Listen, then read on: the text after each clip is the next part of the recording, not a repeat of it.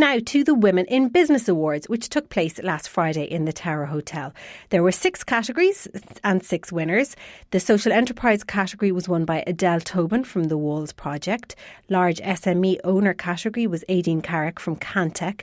The Emerging New Business category was won by Melo Power for Monkey Cups.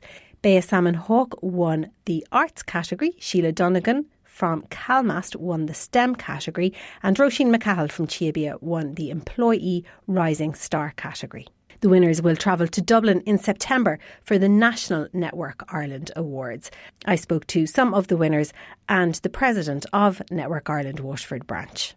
Joining me now is the president of Network Ireland Waterford Branch, Caroline Bannon, who's also a partner at David M. Breen and Company. So you're president since January, Caroline, and this must be one of the high points of the calendar for you. It is. I was appointed president in January 2019, so the awards is a huge event for us every year. We're very fortunate this year that we had 18 applicants across 6 categories. The categories we celebrated today were Large SME Owner, we had Emerging New Business, we had Employee Rising Star, we had Social Enterprise, we had Arts, and we had STEM, which is a new category for 2019. So some really top business women in Waterford here today. I would imagine the judging in some of the categories was quite difficult. It really was. We had 3 judges. We had one from the LEO, we had one from AIB, and we had an independent judge then as well, Julie Coakley from Eurobase. So they found it, they all enjoyed it. They said they thoroughly enjoyed it. The calibre was very high, competition was very high. They got it hard to choose their overall winners, but we're delighted with the winners here today, and we look forward for them representing us in the Nationals in September. So as you mentioned there, the national finals then will take place later on in the year, and who goes forward to that? So our 4 category winners today that we announced today was Melo Power Monkey Cups for Emerging New Business. We have Roisin McCahill from Chiabia for Employee Rising Star. We have Bea Salmon Hawke, Bea the Storyteller for Arts, and we had Sheila Donegan from Calmast for STEM.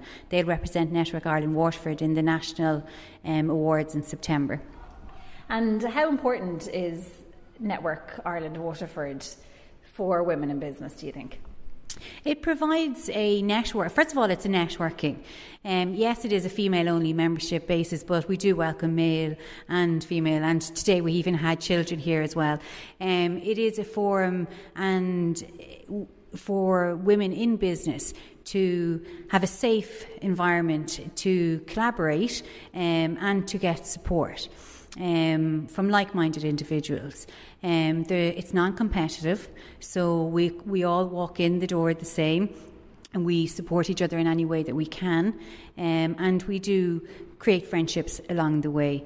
Network Ireland Waterford itself, we have a mentorship programme, we have the awards which we are celebrating today, and then we have monthly events over a range of topics to support and to promote professional development and personal development of our members. Well, we'll keep an eye on the awards in September, and hopefully we will have some Waterford winners. Definitely some really good candidates there. Caroline Bannon, thanks so much for talking to me. Thank you very much. Thank you for coming here today. My name is Bea Salmon Hawke, and I'm Bea the Storyteller.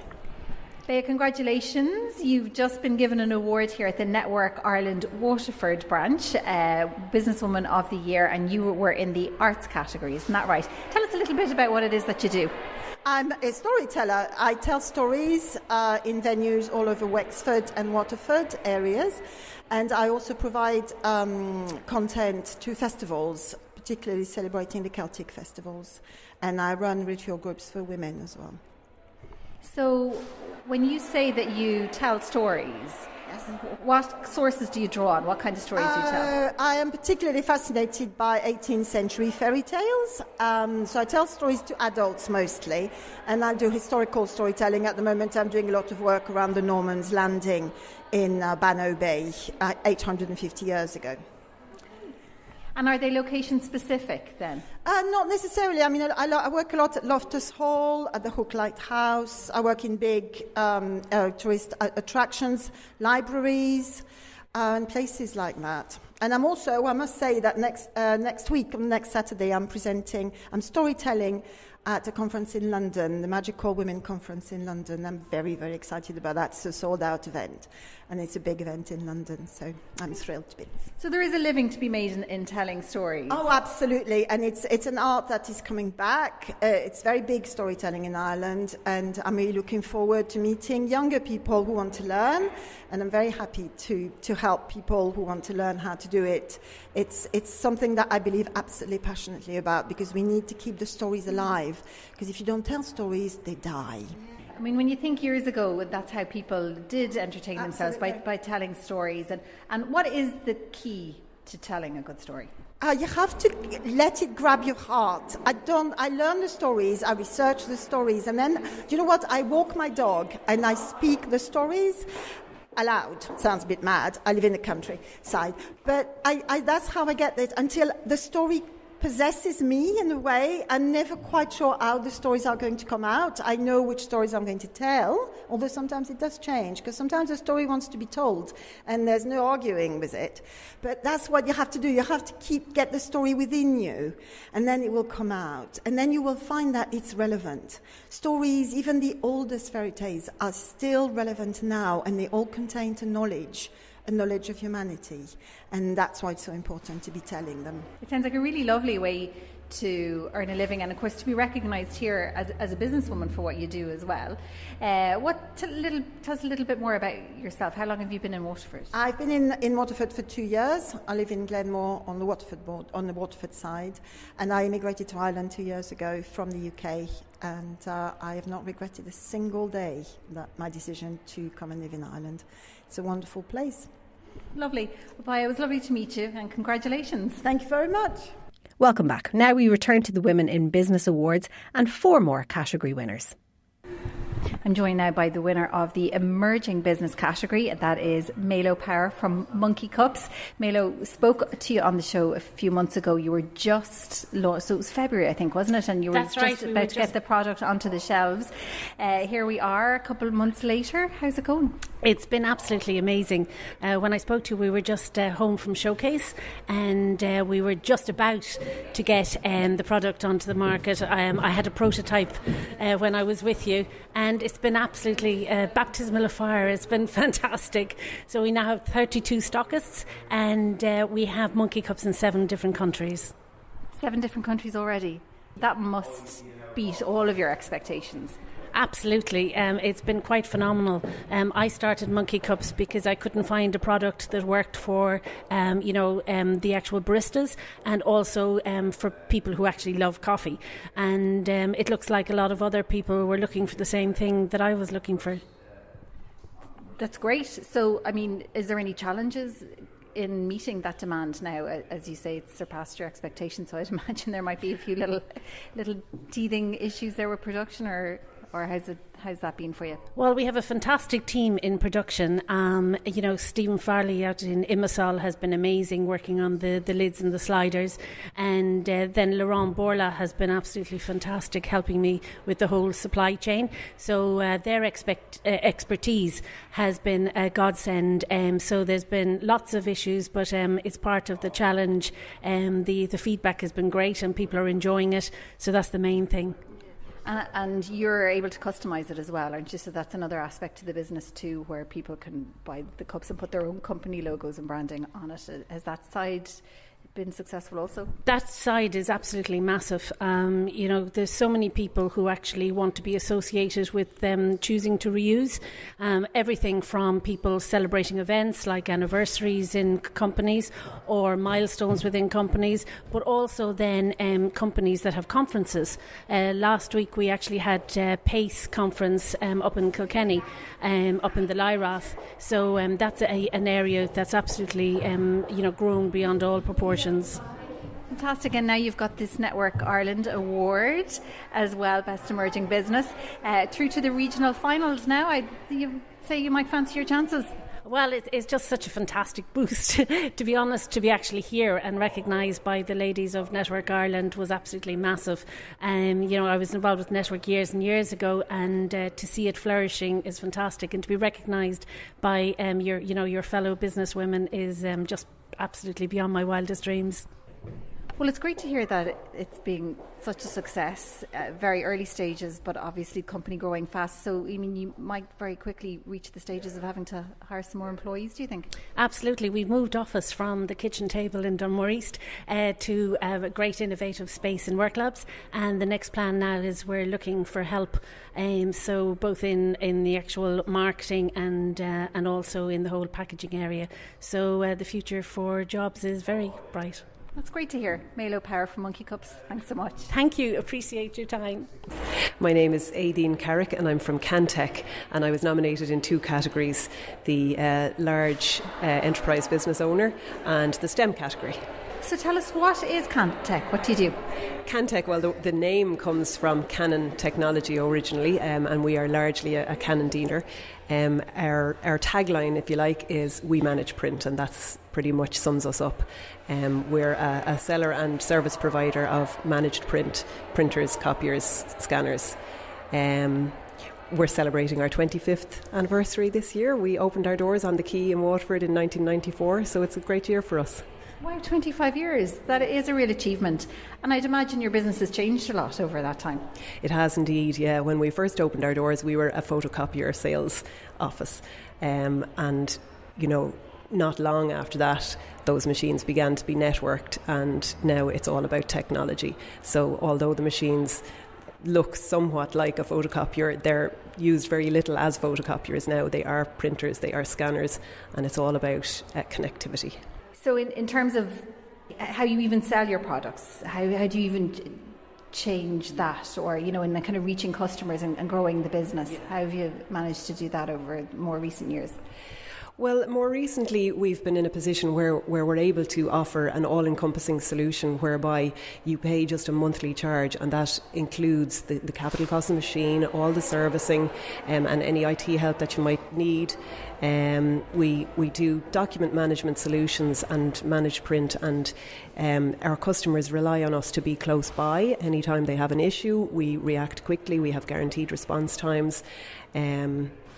The method of selling our product has completely changed, because it's more of a service that we're selling, when, as compared to 25 years ago, it was definitely a product, a box that we were shifting, whereas nowadays it's all about the service. Great, and obviously been recognised here today is a lovely validation for you. You mentioned you were in 2 categories. That's right, yeah. I'm absolutely flattered to have been nominated by Caroline Bannon of David M. Breen in 2 categories. So the business owner category, I went through to a regional final a couple of weeks ago, and then the STEM category, the final was here today, and I was pipped at the post. But it was a real honour, and I must say I've really enjoyed the process. Well, there's some stiff competition. There's great business women in Waterford, which is lovely to see. Absolutely. And the STEM category specifically was really hard fought. And there are some wonderful businesses out there, particularly in the technology side of things. And it's great to see companies like Stitcher Ads and Calmast and that doing well. It's brilliant.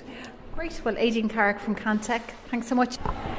I'm joined now by the Employee of the Year / Rising Star, and it's Roisin McCahill, who works with Chia Bia out in Tramore. Of course, right.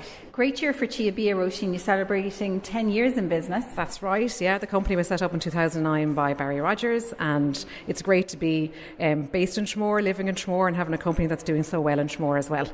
And how long have you been with them? I'm with them nearly 3 years. I joined in May 2016, and I set up a new unit for Chia Bia in Tramore. So it was something I hadn't done before.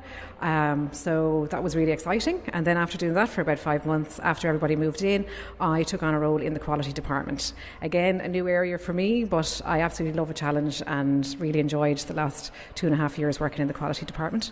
So what does that involve? So really what that involves is making sure that the product that we are supplying to our customer is of the highest of quality and the highest of standard that is expected of it. Quality is something that is very important to the company, and the better the quality, the more customers we can generate, and that's really our ethos.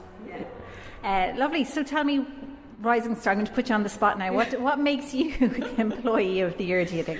Oh, well, look, it's nice to be recognised as an Employee of the Year, but I do work with a fantastic team of people. I think for the judges, possibly it was because it was a new area that I had gone into, and it meant that I had to use all the skills that I had learned in the past in previous roles to perform my duties. So it entailed a lot of learning, and I always say every day is a learning day. It's one of my mottos. So I had to learn an awful lot, listening to people, taking on feedback, recommendations, whatever it was. It does take a lot of hard work. Having a positive attitude, I think, is very important. Always willing to learn every single day, I suppose, when you go to work. And it's lovely to be with a company that's growing too, isn't it? So that you can take on new roles and challenges. You can kind of grow with the business. Well, it is a growing company, but it's also a small company. So you do, maybe my role is quality, but I also get to do other things that, maybe when I took on the job, I didn't think I was going to be doing, but I've given the opportunity to do that. So I think you do get that with a small company, which is great. Yeah, lovely. Well, congratulations and keep up the good work. Roisin McCall with Chia Bia. Thanks so much. Thank you very much. Thank you.